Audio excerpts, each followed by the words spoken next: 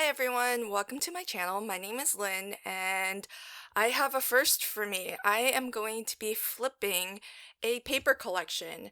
So if you've never seen any of my previous flip videos, it's where I create at least one flat, one layered, one interactive, and one pop-up card. And I'm showing you a quick recap of the 4 cards that I'll be making in this video today.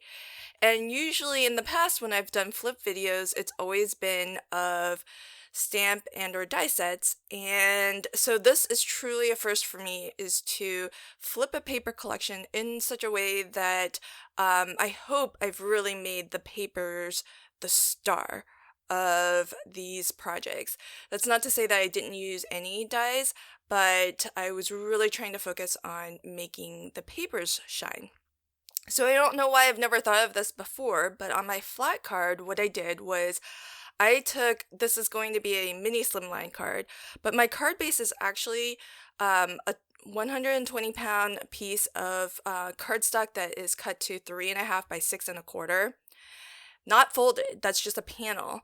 And then I'm using the gorgeous, one of the gorgeous papers from the Graphic 45 Alice collection.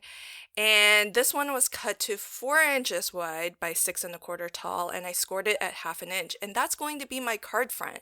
So I don't know why I've never thought to use pattern paper as part of my card base.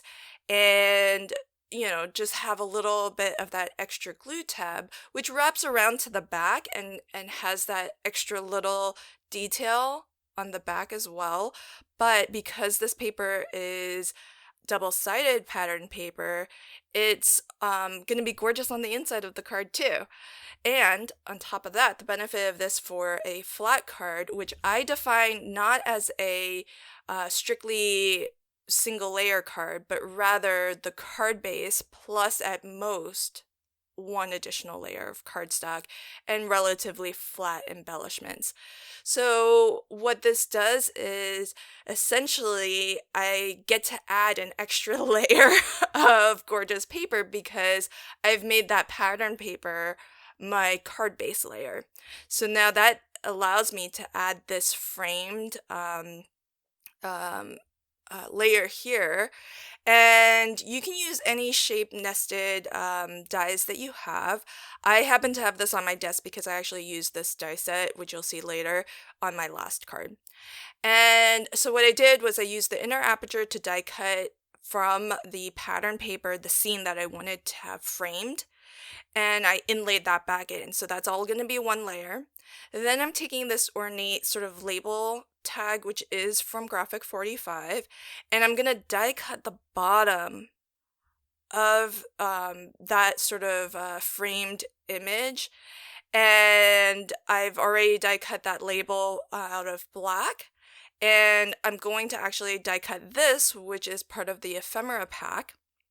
And I'm going to inlay that as my sentiment back into the label. So by doing this, I'm not layering the label on top of that framed element with the Alice in Wonderland scene, Tea Party scene, but rather I'm just going to butt it up against that. So everything is going to stay one layer, and that's how this is going to remain, by my definition, a flat card. So I think that that's sort of a trick that I always forget, because if you are looking to create flat cards that are easy mailers that don't require extra postage, you don't necessarily always have to layer die cuts on top of die cuts. You can always do what I'm doing, partial die cutting, so that you can inlay things back into each other or up against one another. And that actually just creates like a different shape, a different look to the frame. So the last touch that I will add, and this might be bending my own rules a little bit, but I did want to fill in those 2 circles that are cut out of that label, because those are meant to sort of kind of represent or be where you would normally have like a screw that this label plate would be screwed into a plaque, or an album spine or something like that. So what I'm gonna do is just use some Nuvo drops to put there, and I chose a really nice sort of a light blue vintage drop, so it's got that matte finish, and that's my completed flat card. Love how that one turned out. I'll definitely have to remember to use pattern paper as my card front more in the future. So with this will be a layered card, and I have all of the dimensions written out here, but I will try to read these off as we go.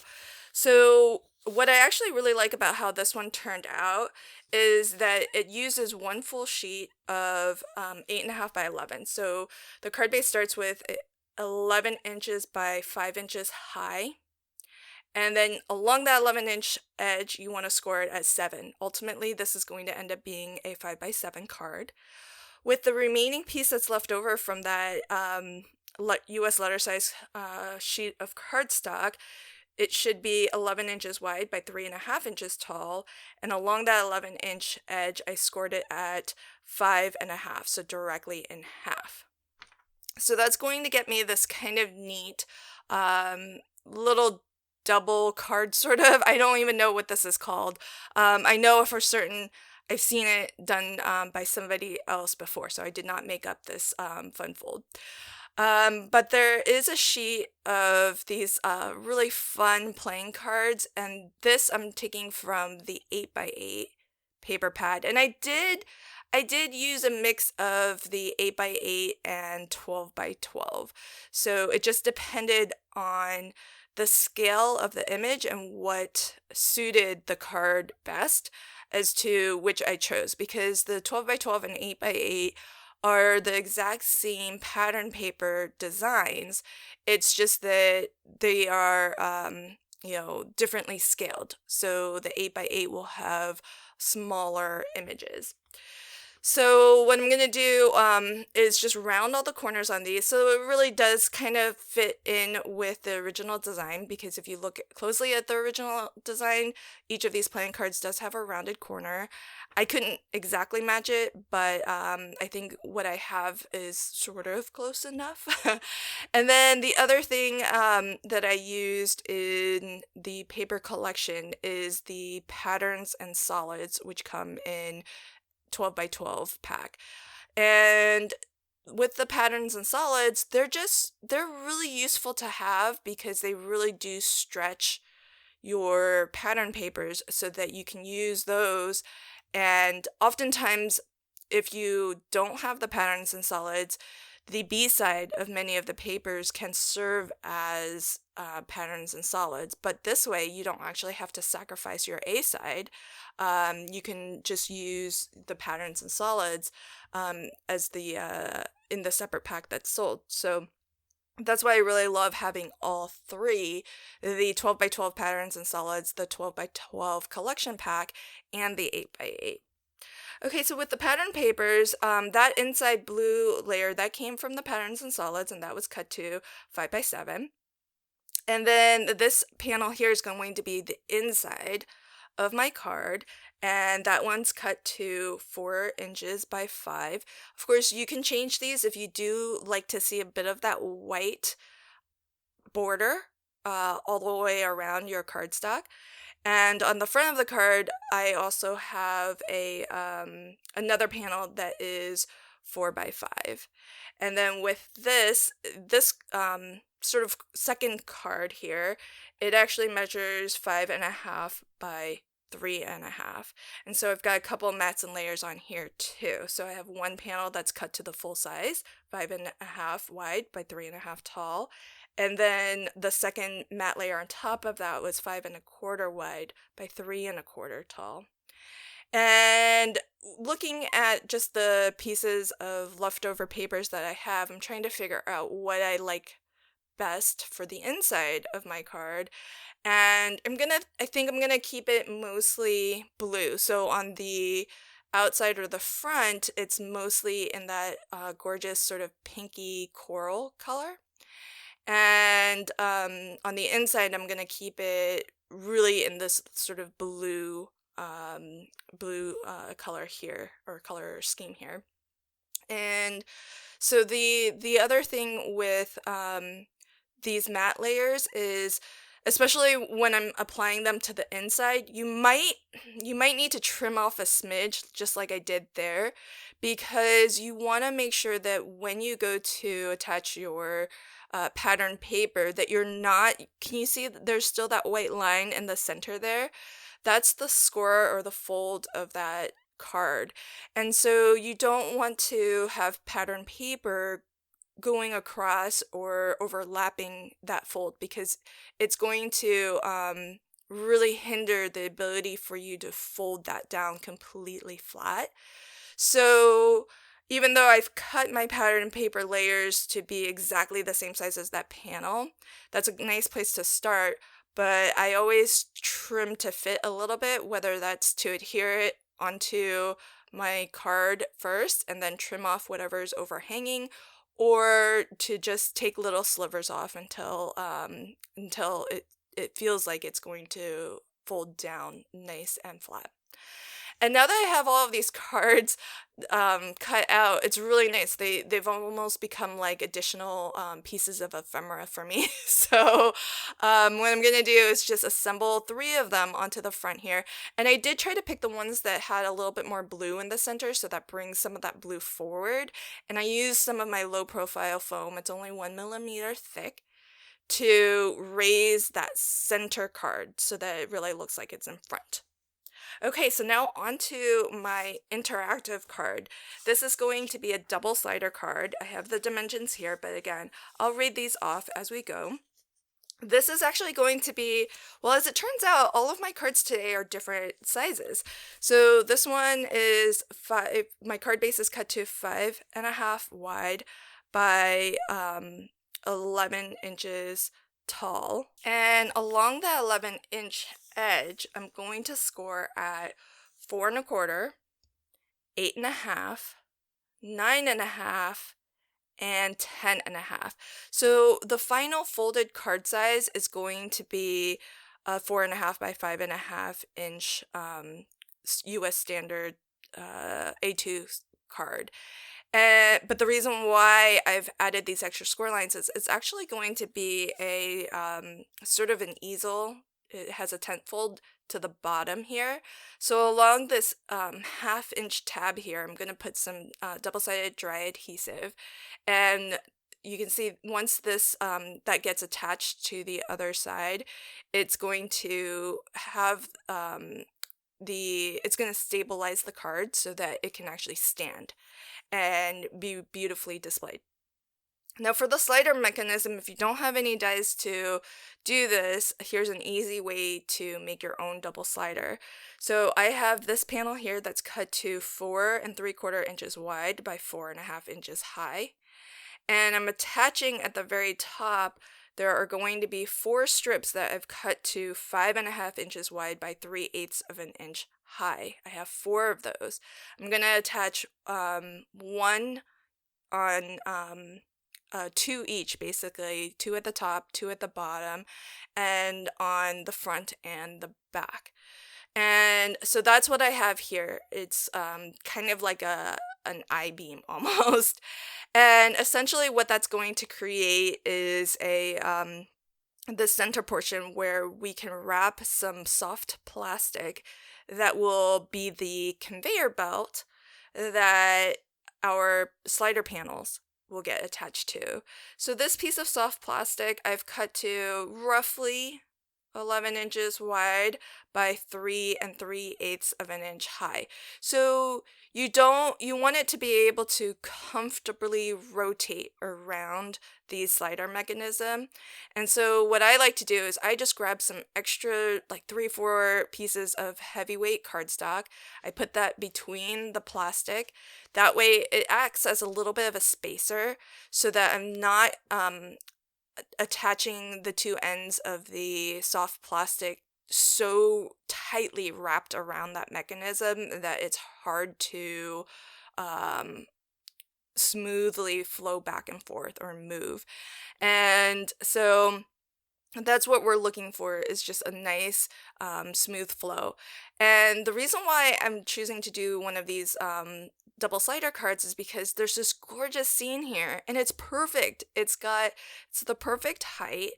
It's the full 12 inches wide. So I just thought, like, it's always hard for me to cut into scenes like this, but it's perfect for this card because you can pull out those extra panels and actually see the full scene and still appreciate that full scene. So what I'm doing here is I'm cutting down my panel, the two side panels here. So basically I centered my cuts so that the full 5.5 inches is centered. So that means that I have one panel that's cut to 3.25 inches wide, and it ends up being roughly 3.5 inches high. You might need to trim that to fit a little bit just to really make sure that it slides in and out of your mechanism smoothly. The center panel is 5.5 inches wide by 4.25 inches high. So basically, I cut three along that 12-inch edge of this scene. I cut 3.25 inches from one end, and then from there I cut 5.5 inches for my middle panel, and that leaves me another 3.25 inches on my rightmost.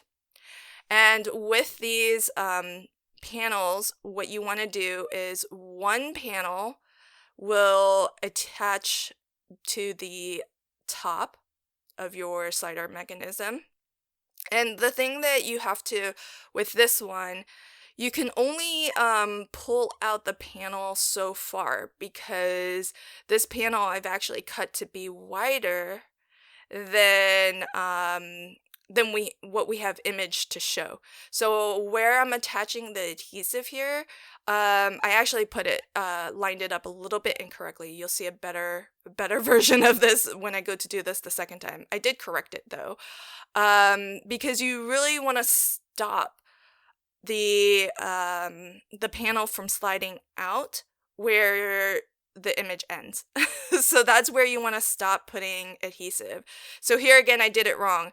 I put adhesive right up to the image, but that's not correct, because remember, our mechanism is actually set in from the edge of the card base a little bit. So I just peeled that off. I dusted it with some anti-static powder. Baby powder is what I use, just to remove all the stickiness. And then I put another piece of double-sided adhesive, but more inwards. And that is going to basically stop the mechanism from being able to pull beyond what we have in terms of the visible image.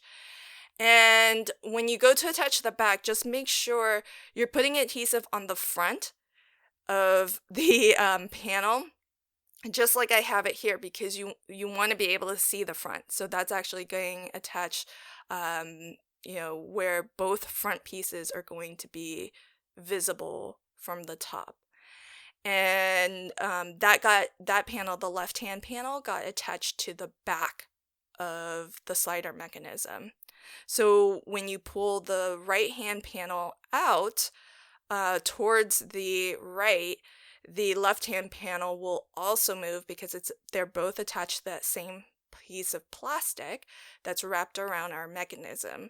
And what I'm going to do is just add a little 3/4 inch circle that will be a pull tab.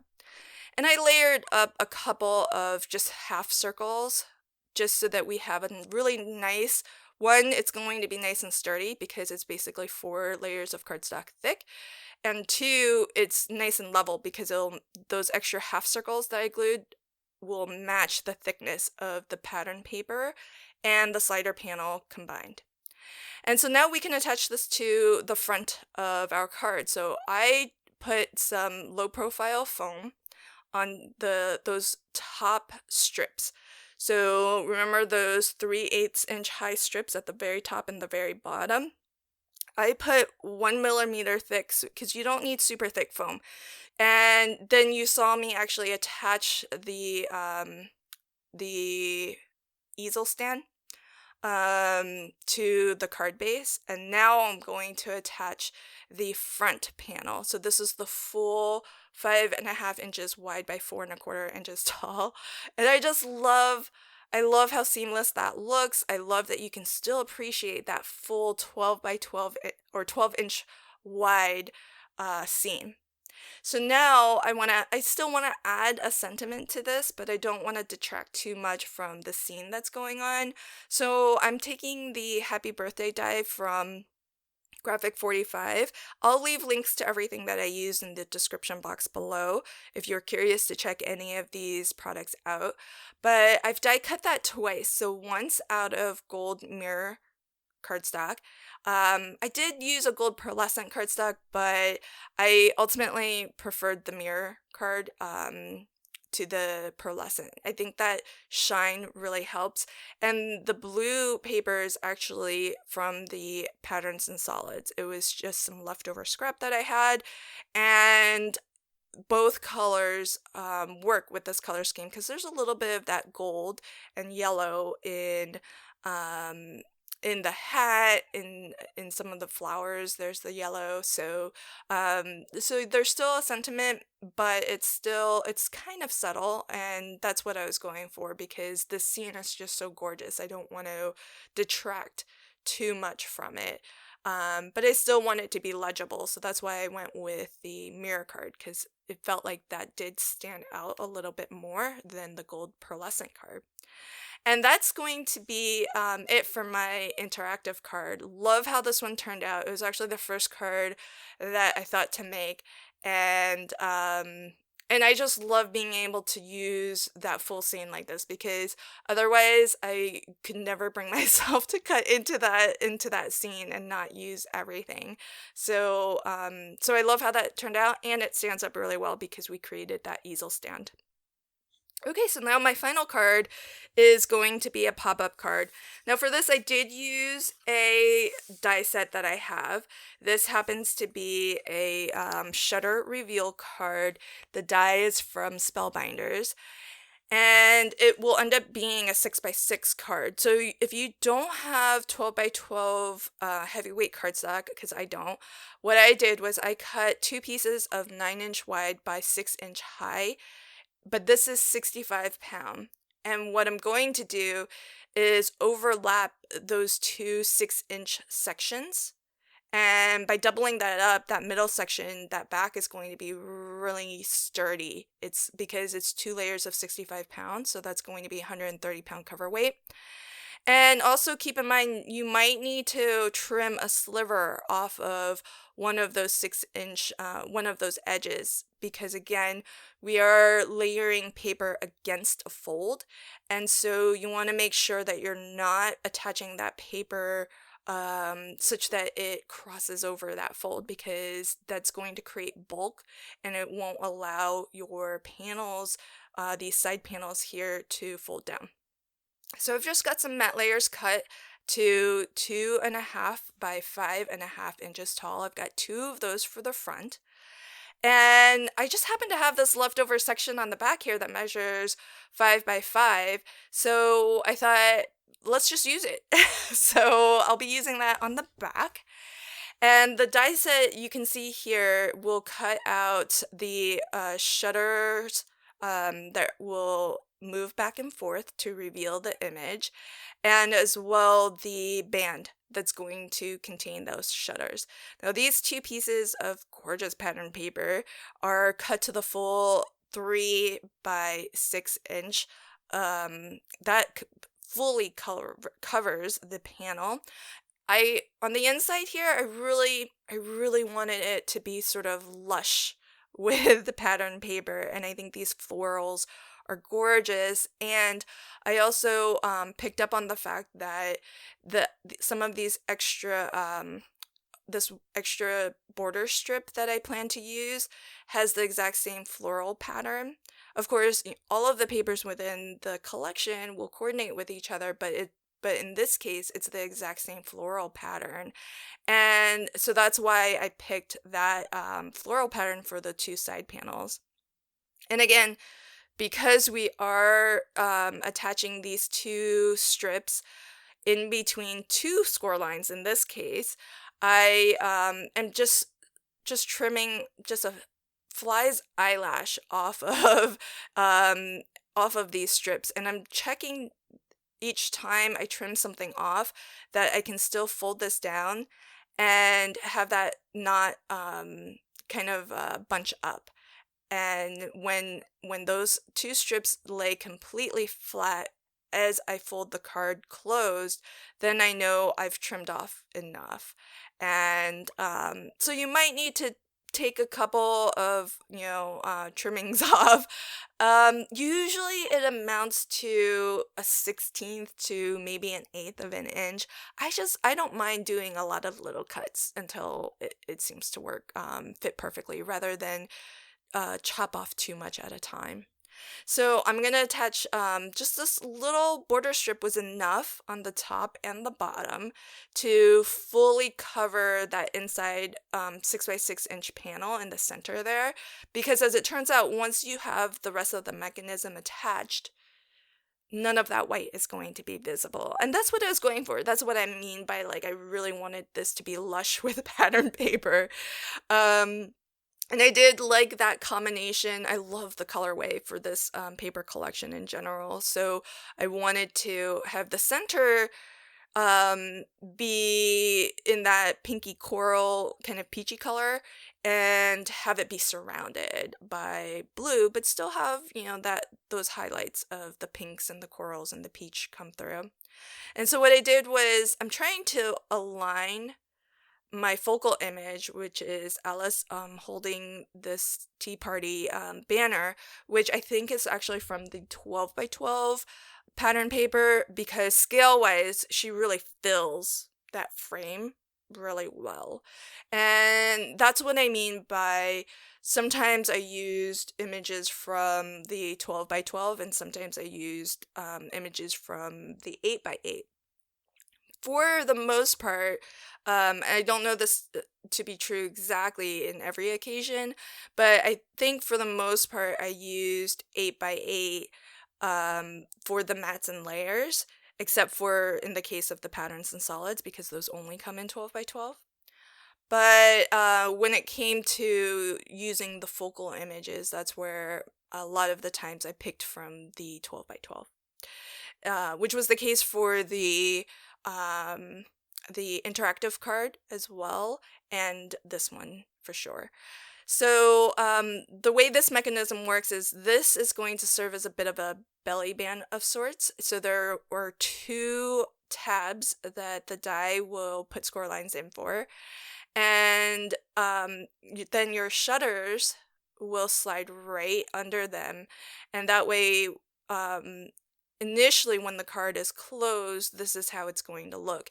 Those shutter panels should again fit completely within that 6x6 center panel. There are going to be two glue tabs on each end, and I'm just going to fold the outside panel right on top of that. And I'm using a combination of dry adhesive tape and liquid tape or liquid glue, PVA glue, because the dry adhesive tape is going to give me that instant stick, but the liquid PVA glue will provide a really strong and long-lasting stick. It's going to be much more permanent than your dry adhesive tape. This die set also happens to include these gorgeous decorative panels, which have this detail that's cut into the center of the panel here, and it's perfect for threading some ribbon through. And this will be the closure to our gatefold. So what I'm going to do is just temporarily tack down these two panels so that I can pull and adjust the ribbon through this, and being careful not to pull too tightly. I don't want to actually crush, those papers at all. And on the back here, I just happen to have some double-sided adhesive tape that's roughly the same width of my ribbon, and I'm gonna lay a strip down right in the center there, and then slide my ribbon back over top to get that adhered down. So now the ribbon is nice and firmly stuck to the back of my card. So now that that's anchored, I can focus on gluing down these panels. And again, I'm just using a nice liquid glue. You could use a dotty tape runner, would be perfect for panels like this that have all of that intricate detail, because the dotty tape runner isn't a solid line of tape. As the name suggests, it's just dots of dry adhesive. And so where there are gaps, it can kind of work, those dots kind of work around just where there's solid tape. So you have less sort of tape residue through those open areas. You still might have a few dots and stuff that cling to the edge, but if you have one of those gum erasers, you can clean that up really easily.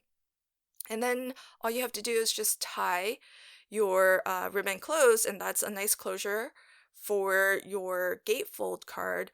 But also, it's kind of serves as almost a handle too if you want to open your card by pulling the ribbon apart. And so the reason why I wanted to finish tying the full bow is so that I can just snip off of the end that has that extra overhang. And I applied some fray check to the ends of my ribbon. It just prevents ribbon from unraveling and fraying. I think you can use maybe like a super glue.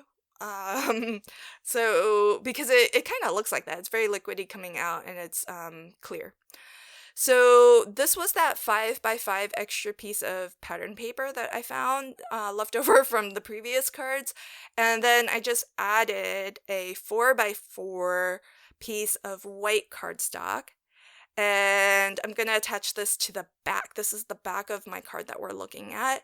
Because if you notice on the inside, there was no place to really, or I didn't leave a place to sign the card or write any sort of message.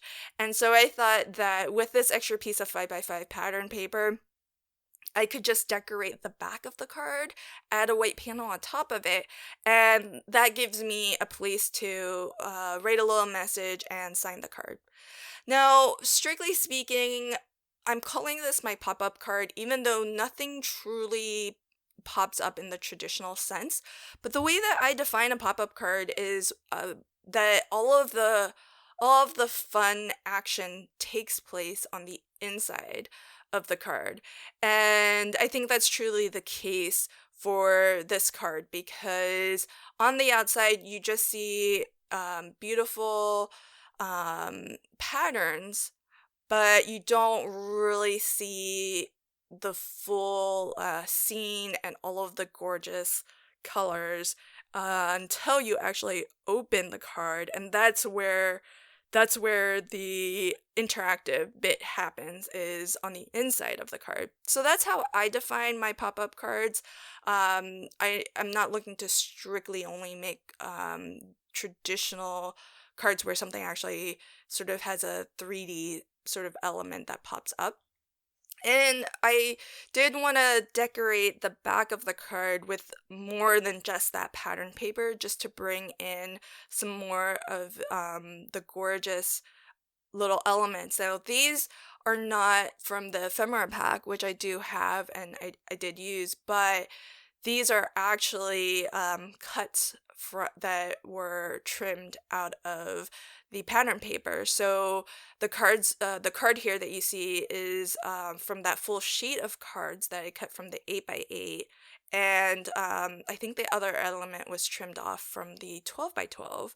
So so here's a look at the final card. Love all of that gorgeous pattern, and I of course love that all of the papers coordinate so well together, and it's just kind of fun to reveal Alice in the center there. So here's a final look at all of the cards that I made in this video. This one is my flat card, where I don't know why I never thought of it before, but I've actually used a piece of pattern paper as the front of my card base. Then we have my layered card. I'm not sure if this has a fun fold style name to it, but it's basically kind of almost two cards in one. And again, lovely, gorgeous edge to edge pattern paper. These are from the die cut ephemera pack. Both of these, or I should say, there's three elements there: the teapot, the teacup, and that Time for Tea banner. Then my interactive card is a double slider card. I think this one is my favorite because you have the easel stand, which allows this to be beautifully presented, and when you pull this out, you get the full 12-inch wide scene that is gorgeous. And as I mentioned before, I would never be able to cut into it and only use a portion of it. So I love that I was able to use the full scene and really showcase the full scene on this card that is still small. It's USA 2 in size. So love how that one turned out. And then my final card is a 6x6 shutter reveal card. On the back here is where I've done a little bit of decoration so that there's a place to write a little message and sign the card. And then a simple but gorgeous looking card from the outside, but when you open it up, pull on the ribbon, you get this gorgeous reveal as those shutters open up. I hope that you liked the cards that I shared with you today. If you have a favorite, let me know in the comments below. This may have been the first time I've flipped a paper collection, but I don't think it will be the last time because I had so much fun using the Alice's Tea Party collection. And with papers as gorgeous as Graphic 45, it's really fun to find ways to make the paper the star. So I hope that you enjoyed this video. If you did, please consider liking, commenting, and sharing. And if you want to catch new videos as I publish them, consider subscribing to my channel and ringing the notification bell. Thanks again, and until next time, happy crafting and have a fantastic day. Bye!